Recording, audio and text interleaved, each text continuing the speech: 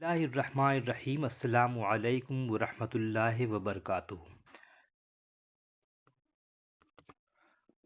गुज़िश्ता video में हम लोगों ने क्रिश चंद्र की मुख्तसर सवाने पर बात की थी। आज इंशाअल्लाह MJ8 के तहत जो निसाब में शामिल अफसाना है उसका नाम है कालू भंगी। कालू भंगी पर बात करेंगे इंशाअल्लाह। उसके अलावा क्रिश चंद्र की अफसाना निगारी पर बात करेंगे। दोनों बातें आज करेंगे इंशाअल्लाह। हम जानते हैं कि क्रिश्चंदन तरक्की पसंद तहरीक के अहम अफसाना निगारों में से एक हैं। उन्होंने अफसाने भी लिखे हैं और नावल भी कसीर तादाद में लिखे हैं। उनकी शख्सियत तारुफ की मोहताज नहीं है और उर्दू फिक्शन में उन्होंने बेशबहा इजाफे किए हैं। जहाँ तक ज़बान का मसला है तो उनकी ज़बान में रस और जादू है। उसके अलावा हलावत और मिठास वाली कैफियत है। उनकी तख्लीक़ात में हुस्न की लगन और तड़प, मौज दर मौज और इंसानी दोस्ती कूट कूट कर भरी हुई है। हमने जो उनके नुमाइंदा अफसाने हैं उनमें कई अफसाने उनके अहम हैं, जिनमें महालक्ष्मी का पुल है,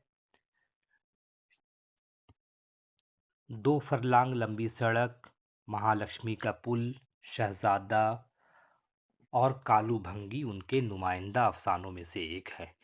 इस अफसाने की ख़ास बात यह है कि इस अफसाने में उन्होंने एक ख़ास तबक़े, हिंदुओं में ख़ास तबक़े से ताल्लुक़ रखने वाले लोगों की तर्जुमानी की है। हम जानते हैं कि ज़माने क़दीम से हिंदुस्तानी समाज में एक तबक़ा ऐसा रहा है जिसे ज़िंदगी की तमाम बुनियादी ज़रूरतों से महरूम रखा गया था। उस महरूमी की इब्तिदा हिंदुस्तान में आर्यों की आमद से ही हो जाती है। उन्हीं हमला आवरों ने हिंदुस्तान के मुकामी बाशिंदों से जंग की और आर्यों को फतह नसीब हुई और मुकामी बाशिंदे शिकस्त खा गए, हार गए। उसके बाद उन्होंने हिंदुस्तानी समाज को ख़ास तौर से गैर मुस्लिम तबके को 4 हिस्सों में तकसीम किया। आप जानते हैं ब्राह्मण है, शूद्र है।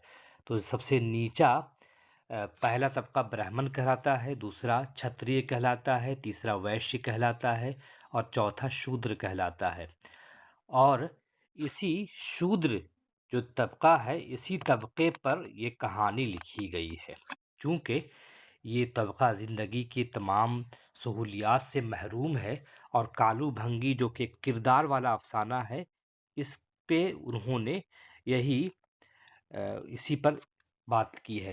कहानी शुरू होती, देखिए, मैंने इससे पहले 1000 बार कालू भंगी के बारे में लिखना चाहा है, लेकिन मेरा कलम हर बार ये सोच कर रुक गया है कि कालू भंगी के मुतालिक लिखा ही क्या जा सकता है।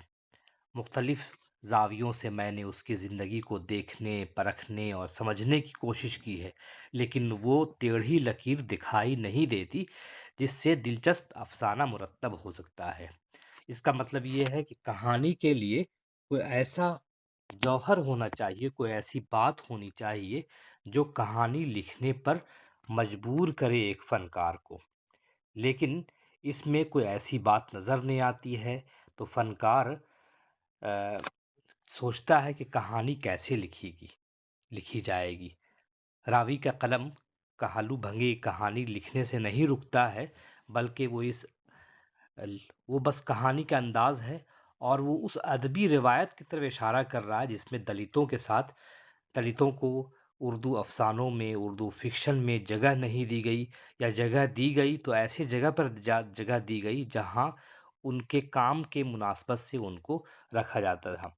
तो ये टेढ़ी लकीर जो इन्होंने खींची है कालू भंगी का अफ़साना लिखकर, वो बहुत अहम अफ़साना है, बहुत देखने से ताल्लुक़ रखता है। इसमें हम लोग वो इस बात का भी इज़हार करते हैं कृष्णचंद्र कि मुझे कहानी लिखे इतने साल हो गए, लेकिन कभी कोई ऐसी दुश्वारी पेश नहीं आई जितनी ये किरदारी अफ़साना जो कालू भंगी है इसको लिखने में पेश आई। वो ऐसा क्यों है? वो समाज पर तंज़ कसते हैं, क्योंकि वो तरक्की पसंद तहरीक से ताल्लुक़ रखते हैं। इसी वजह से उन्होंने इस पर कहानी लिखी है। आगे वो बढ़ते हैं, फिर लिखते हैं, मुझ में क्या बुराई है, छोटे साहब تم میرے متعلق کیوں نہیں لکھتے؟ یہ کہانی بول رہے ہیں، کالو بھنگی بول رہا ہے ان سے، افسانہ نگار سے، کہ تم میں کوئی ایسی چیز نظر نہیں آتی ہے، میں کیوں کہانی لکھوں؟ تو کہتا ہے مجھ میں کیا برائی ہے چھوٹے صاحب، تم میرے متعلق کیوں نہیں لکھ سکتے کہانی؟ دیکھو، کب سے میں اس انتظار میں کھڑا ہوں، تمہارے ذہن کے ایک کونے میں مدت سے ہاتھ باندھے کھڑا ہوں چھوٹے صاحب، میں تو تمہارا پرانا حلال خور ہوں۔ کالو بھنگی: آخر تم میرے متعلق کیوں نہیں لکھتے؟ اب یہ جو سوالیہ نشان قائم کر رہا ہے کالو بھنگی، یہ ظاہر ہے کہ افسانہ نگار ہی سوالیہ نشان قائم کر رہا ہے، یہ اس کی طرف اشارہ کر رہا ہے کہ اب تک جو اس کو حق نہیں مل سکا ہے سماج میں، وہ ترقی پسند تحریک کے آنے کے بعد وہ حق اب ملے گا لوگوں کو، اسی بات کی طرف واضح کیا گیا ہے۔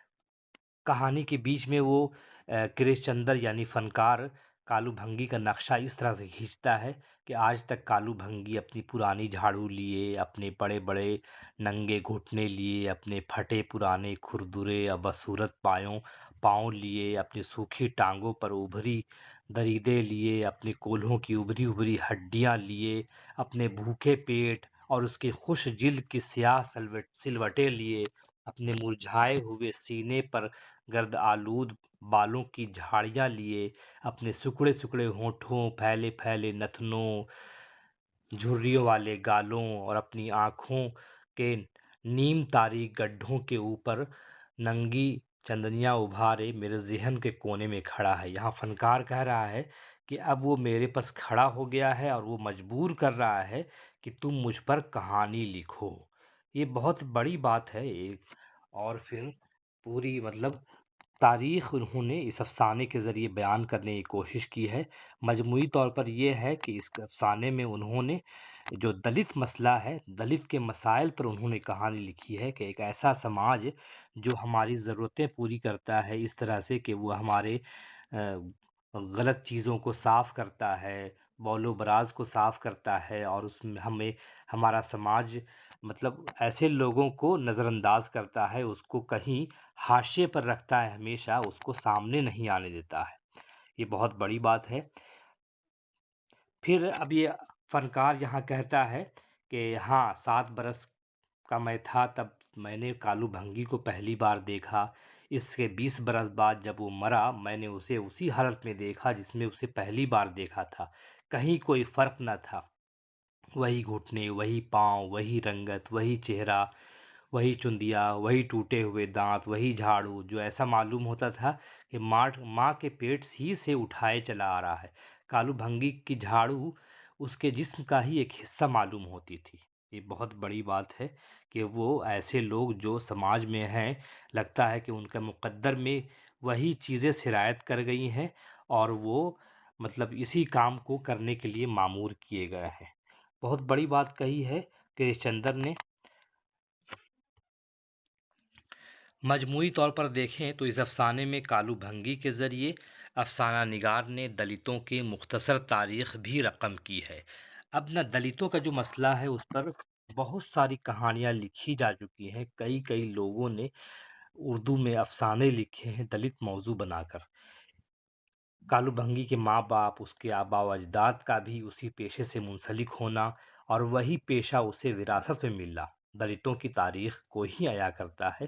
اس کے آبا و اجداد سینکڑوں سال سے یہاں رہتے آئے تھے، اسی لیے وہی ہندوستان کے اصلی باشندے ہیں، باقی سب تو باہر سے وارد ہوئے ہیں۔ جو حالت زار کالو بھنگی کی ہے وہی ہندوستان کے کروڑوں دلتوں کی آج بھی ہے، ان کی زندگی میں کوئی خاطر خواہ تبدیلی نہیں آئی ہے۔ آپ نے دیکھا ہوگا کہ کفن میں جب گھیسو اور مادھو کام نہیں کرتے ہیں تو بلکہ باپ بیٹا سے بولتا ہے کہ میں اسی لیے کام نہیں کرتا ہوں کیونکہ جو لوگ ہمارے سماج میں لوگ کام کر رہے ہیں ان کی زندگی میں کوئی خاص تبدیلی نہیں آئی ہے۔ تو یہ اسی کی طرف اشارہ ہے۔ تو اس افسانے میں ہم نے دیکھا کہ یہ بھی یہاں بتایا گیا ہے کہ کالو بھنگی کو جانوروں سے بہت لگاؤ ہے۔ دراصل ہندوستانی تاریخ میں دلتوں کی حالت کا بغور مطالعہ کرے تو معلوم ہوگا کہ اس پر اس قدر سخت پابندیاں لگائی گئی تھی کہ ان کی زندگی بھی جانوروں جیسی ہی ہو گئی تھی۔ کبھی کبھی تو ایسا محسوس ہوتا ہے کہ جانوروں سے بدتر زندگی تھی ان کی، چونکہ ہمارے سماج میں انسان نما درندے اس قدر وافر مقدار میں موجود ہیں کہ کالو بھنگی کو جانوروں کے علاوہ کسی دوسرے سے دوستی نہیں ہو سکتی تھی، اور اسی لیے کالو بھنگی نے گائے اور بکری سے اپنی مماثلت کا وہ ذکر کیا ہے کہ ہم لوگوں کو بہت اس سے خاصا لگاؤ ہے۔ یہ افسانہ بہت طویل افسانہ ہے، آپ سے گزارش ہے کہ افسانہ پڑھیں تاکہ اس کی اصل روح تک آپ پہنچ جائیں۔ اب ذرا ہم کرش چندر کی افسانہ نگاری پر بات کرتے ہیں کہ ان کے افسانوں کا مزاج کیا ہے۔ تو ہم جانتے ہیں کہ بنیادی طور پر کرش چندر ترقی پسند تحریک سے وابستہ فنکار ہیں۔ ترقی پسند تحریک کی جو خوبیاں ہیں، جو خامیاں ہیں، وہ سب ان کے افسانوں میں ہیں۔ اس کے علاوہ مناظر فطرت کی عکاسی ان کے افسانوں میں ملتی ہے۔ وہ کشمیر کی وادیوں کی سیر کراتے ہیں۔ اور نمبر 3 کہ ان کی زبان بہت شاعرانہ ہوتی ہے، اور اسی شاعرانہ زبان کی وجہ سے ان کی کہانی پڑھنے سے تعلق رکھتی ہے۔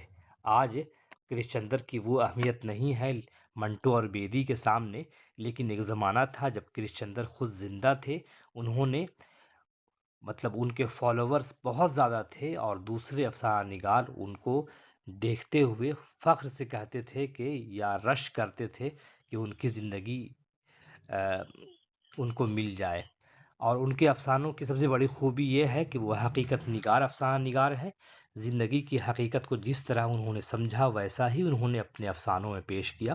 ان کے بیشتر افسانوں کو دیکھ کر یہ اندازہ ہوتا ہے کہ ان کے افسانوں میں جن خیالات کا اظہار کیا گیا ہے وہ سب اسی کی دین ہے۔ تو کئی اہم چیزیں ان کی زندگی میں ہیں، ان کے افسانوں سے متعلق ہے، وہ آپ دیکھ سکتے ہیں۔ ان کے افسانوں میں جو مشہور افسانے ہیں، ہم وحشی ہیں، جو تن اس کے حوالے سے ہے، کیا بولتے ہیں، 1947 کی تقسیم کے حوالے سے ہے، ہم وحشی ہیں۔ اس کے علاوہ انداتا قحط بنگال کے حوالے سے ہے، مہالکشمی کا پل جو نیتاؤں کے صورتحال کے حوالے سے ہے، زندگی کے موڑ پر، 2 فرلانگ لمبی سڑک وغیرہ ان کی بہت اہم افسانے ہیں، جن کے افسانوں میں ان کے افسانوں میں علامتی بھی پائی جاتی ہیں۔ علامت نگاری کی وجہ سے ان کی ایک الگ پہچان ہے۔ گریش چندر نے کچھ افسانے، غالیچہ وغیرہ جو افسانے لکھے تھے علامتی انداز میں، وہ بس یہ بتانا مقصود تھا کہ ہم بھی علامتی افسانے لکھ سکتے ہیں، لیکن انہوں نے اس کی پیروی نہیں کی، بس ایک بار کہانی لکھ کر چھوڑ دیا۔ اور ہم یہ بھی جانتے ہیں کہ انہوں نے اپنا بچپن، لڑکپن اور جوانی کا بیشتر حصہ کشمیر کی سرزمین میں گزارا ہے، تو کشمیر کی وادیوں کا ذکر، وہاں کے حسن کا ذکر ان کے افسانوں میں بخوبی ملتا ہے۔ تو اس افسانے کو آج جو ہم نے پڑھا وہ دیکھا، اس میں ہم نے یہی محسوس کیا کہ ترقی پسند تحریک کے نظریے سے اس افسانے کی بنیاد رکھی گئی ہے۔ اب ہم ملیں گے کسی دوسرے افسانہ نگار کے ساتھ، تب تک کے لیے اجازت دیجیے، خدا